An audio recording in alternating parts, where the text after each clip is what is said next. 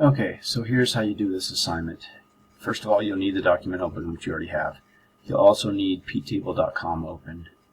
That will help you find the information you need that you'll add to the document here, at least when it comes to the periodic table right here. The first thing you'll need to do is you need to define the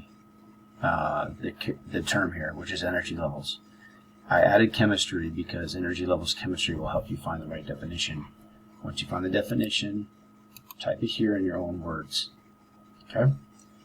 After you've typed in the definition in your own words, go to ptable.com and click on hydrogen.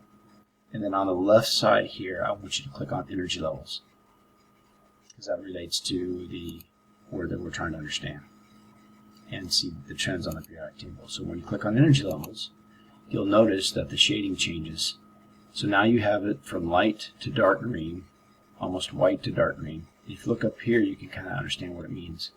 So minimum is the least number of energy levels or least filled, and maximum is dark green, and that's going to be the maximum energy levels or maximum levels filled.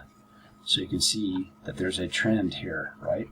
The trend is going up in this direction, or the energy levels are more full in this direction. So that's what we want to indicate on the other periodic table. You notice the trend is going up from left to right. Sometimes when you do this, you'll notice the trend is going up from top down. Sometimes you'll notice the trend is going up from bottom up. Sometimes it'll be going diagonal like you saw in the previous video. So what you need to do is go back to your periodic table for energy levels, and you're going to double click on the periodic table. It's going to take you to this page where you can edit it. And then up here, you're going to add the arrow that shows the trend. So we know that energy levels are going up from left to right, or increasing in energy level, so we're going to draw an arrow showing that.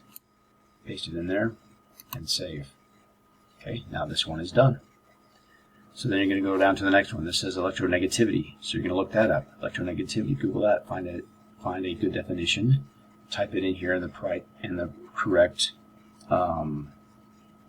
words that you understand, so in your own words. And then you're going to go search it out on the periodic table, electronegativity.